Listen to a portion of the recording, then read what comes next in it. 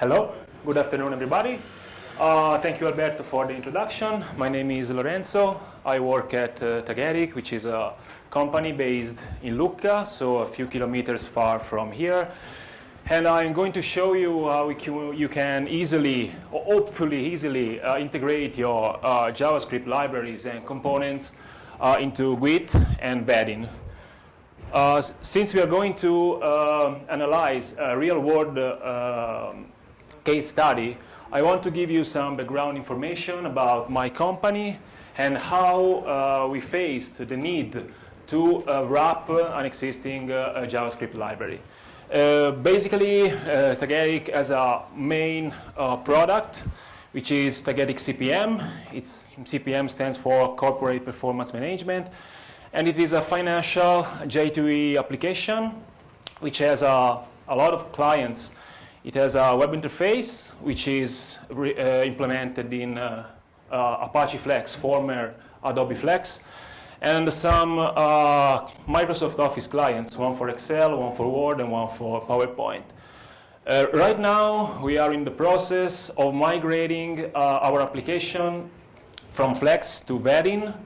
And while doing this migration, we decided also to revamp some views, some parts of the application. And one of these parts was the home page. So our user experience team decided to collect some feedback from our users. And they came out with some requirements that are listed here on the left side of the page.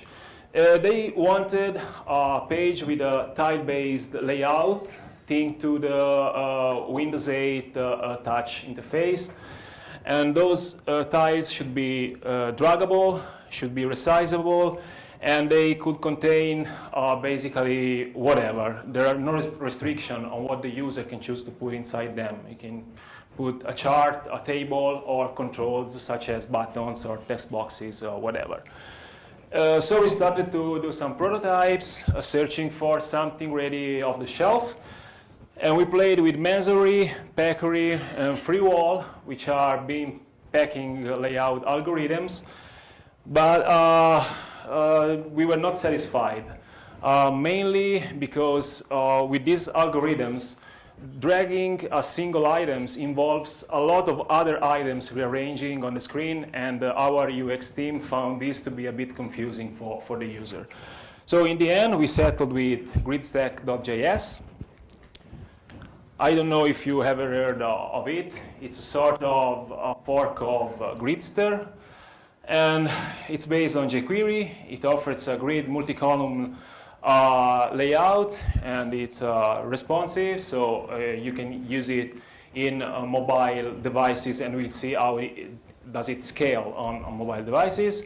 And it's also touch-friendly. It uses jQuery UI Touch Punch, which is a library that maps touch events on conventional mouse events. This is how you use GridStack.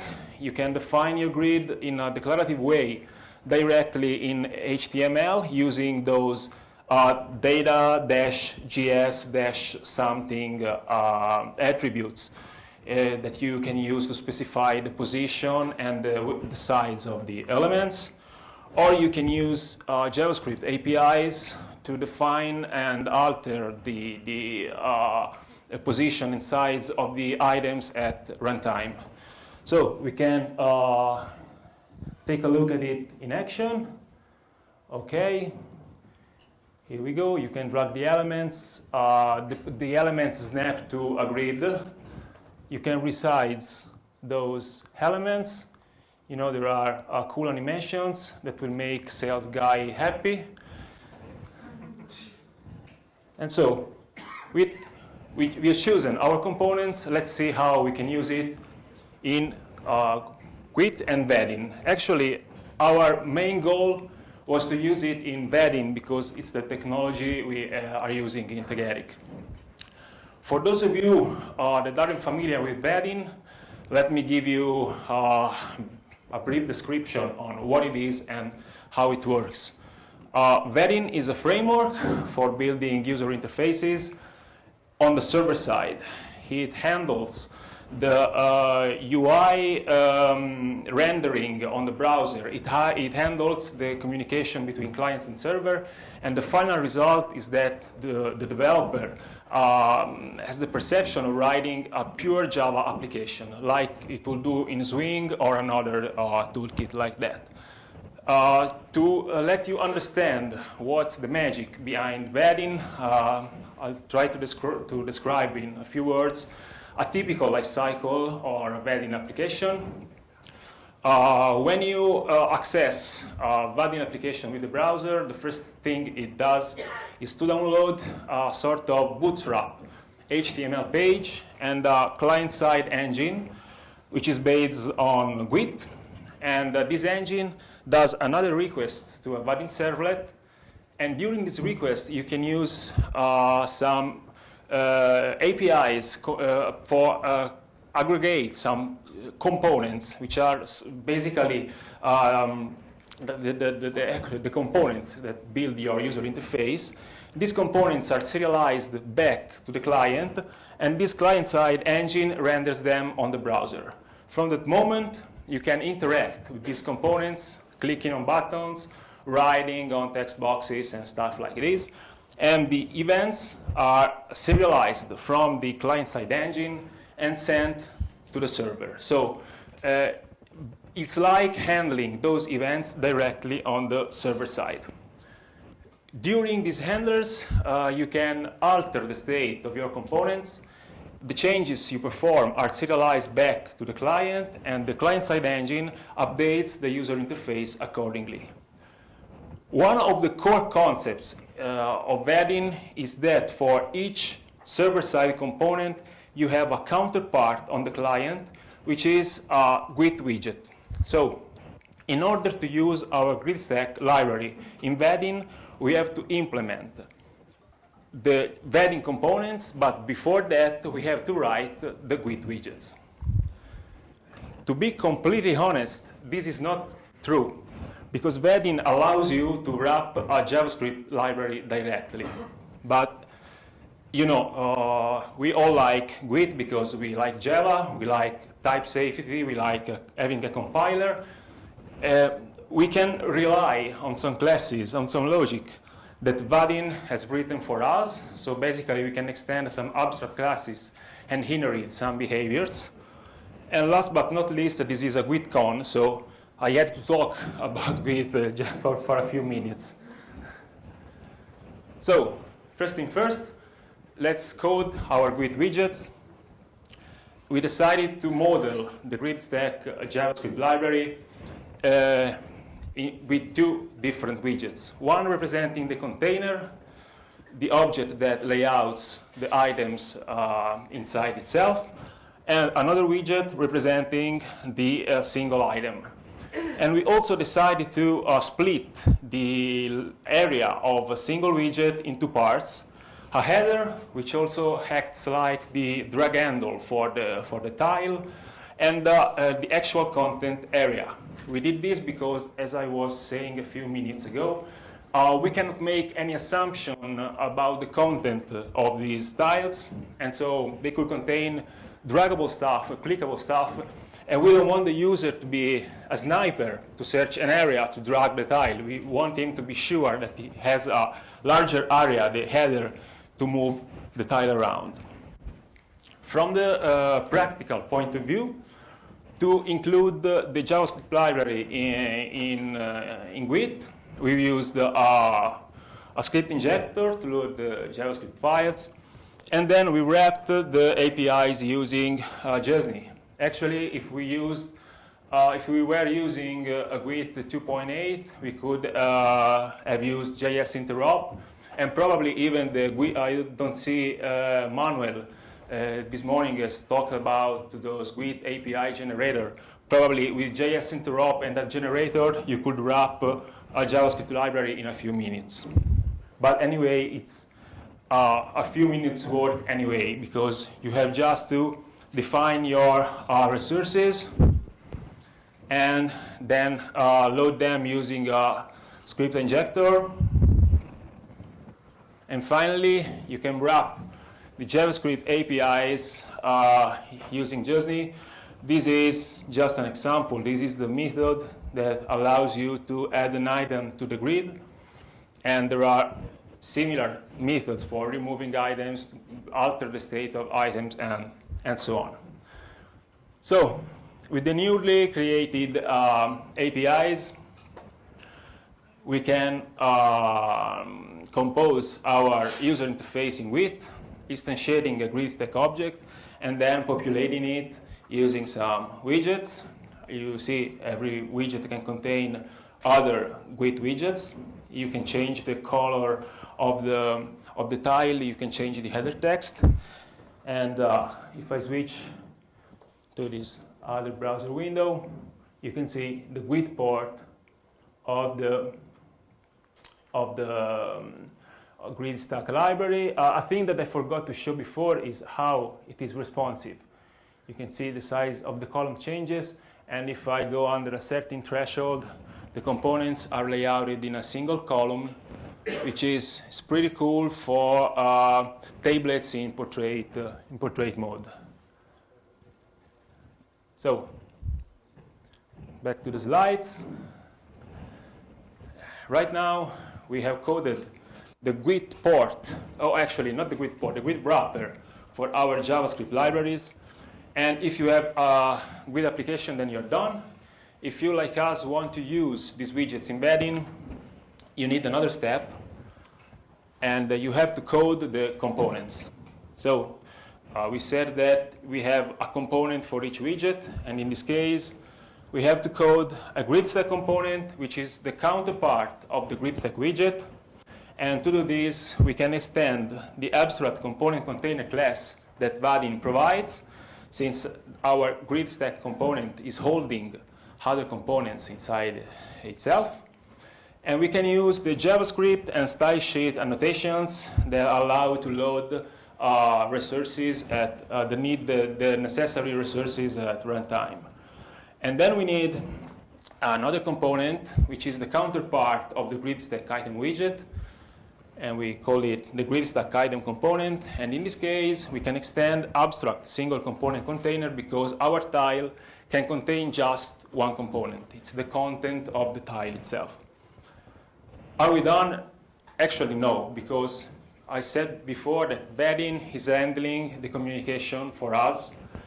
And so we have to say to Vaadin how it serializes the state of the components from the server to the client, and then how it serializes the events from the client to the server. The object that does this job is called connector because it actually connects, it glues together the client and the server part. And in this particular case, our connector has the responsibility of serializing the size and position of the items from the server to the client, and then to listen for changes in the layout of the grid and send these changes back to the server. Again, we can extend some Vaadin classes, abstract component container connector for the grid stack connector, and abstract single component container connector for the grid stack item connector. We'll see in a few seconds that extending those classes can help us because we have just to implement a couple of methods to be notified of the changes of the state on the server. So let's see some code. This is a part of the grid stack component. The grid stack component offers the APIs to populate the grid stack object programmatically and to alter size and position of the items. Here you can see, for example, the add component method. And in the add component method, we actually store the state of a single item inside this getState.itemData property. And the same thing, if we want to change the data of an item, we again access the getState.itemData. And this is a Vaadin feature. I actually modeled the state of the server-side component like a map, holding the size and position of each item. Here you see that the map has connector as its key type, and it's connector and not component because this is a GWT class. And the GWT part of Vaadin sees the components like connectors. Think to the connector as a simplified component. Each component has a grid stack item data object associated with it, and this data is holding the width, the height, and the position of an item, plus another Boolean that tells grid stack if we should rely on the provided position or if we should auto-compute it on the basis of the free areas of the screen. This state is what is sent from the server to the client. So, extending the abstract component container connector class, I can implement two methods. OnConnector hierarchy change that gets called when the user adds or removes components from the grid. So every time that the children of the grid changes, this method is called. And each time the state, in this case the size and position of each item it changes, the method onStateChange is called. So the method onStateChange is a good place. This is start batch and end batch method are there because you don't want to update the DOM at each iteration because grid stack has to recalculate the sizes and position every time. So you're just saying stop updating the DOM, then update the size and position of each item and flush the changes to the DOM. The same for the OnConnector hierarchy change, but in this case I'm not updating size and position of items, but I'm actually creating new items or removing existing items depending on what the user have done on the server side. Here you can see, for instance, the implementation of the update size, item size and position. You can see that for each component that is nested in my grid, I can resize or move the component using the GWT APIs that I've written before. But I said that the connector handles the communication in both directions. So I've just implemented the server to client direction. I have to take care for the changes on the client side. So every time the user drags a tile or resizes a tile, I want to be notified on the server side. So the connector can add a layout change handler on the GWT widget, and every time the event is fired, it can take this event and serialize it and send it to server using a server RPC. Here is the code. I add a layout change handler on the widget, and every time the user does something, I use the RPC is provided by Vaadin. You have just to define an interface, and then it's Vaadin that provides you with serialization and invoking methods. Server. You don't have to deal with any of these things. It's just a matter of defining an interface. So I call this method on the server, collecting the current data from the grid. So the current size and position of the items. Again, I can use these APIs to compose my grid on the server. So I can create a grid stack component. I can add some items to this component in the same way that I was doing with GWT. The basic difference is that code is running on the server. And the result is here again. Okay, pretty much you have the same behavior. Two things to notice. One thing is that I can alter the state of an item on the server side because I'm handling the click of that button on the server. I'm changing the state on the server. This state is serialized back to the client, and it updates the state of the grid stack widget. And again, these I call that loggings here. It's just a text area that gets populated every time that the server is being notified of a layout change event. These messages are not generated directly on the client. I'm capturing an event on the server. I'm altering the state of my user interface on the server. And then the state, these messages, in this case, are serialized back to the client and rendered on the screen. Almost there.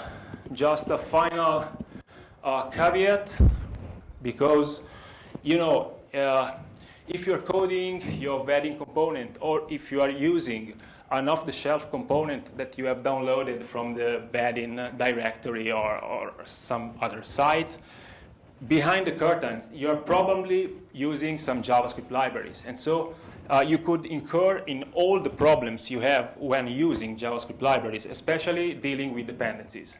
So a particular risk would be using two different components that are using different versions of the same library, for instance, jQuery, or different, or are depending on different libraries using the same global symbols.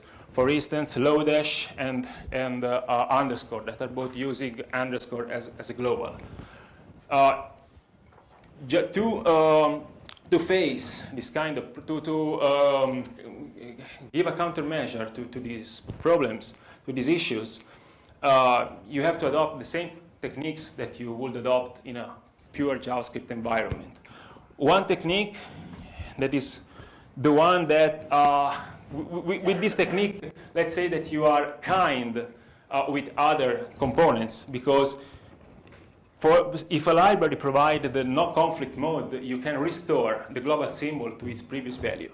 So if you can load the necessary version of jQuery, give it your alias, and then restore the dollar symbol to what it was previously. So basically, if another add-on was using jQuery, you're not going to break that add-on.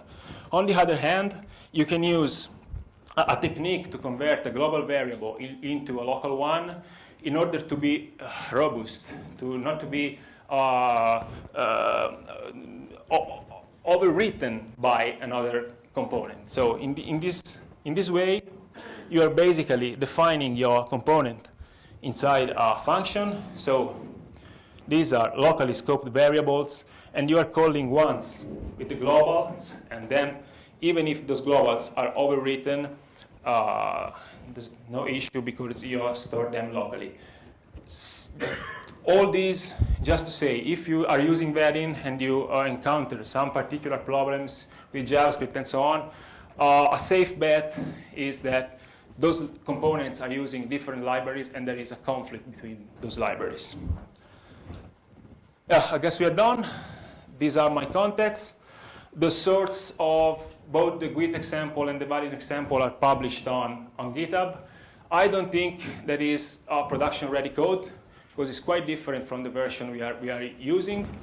Anyway, it could be a good basis to start or to see how to deal with this kind of conversion. Feel free to drop me an email or contact me in GitHub if you have any question. That's it. Thank you.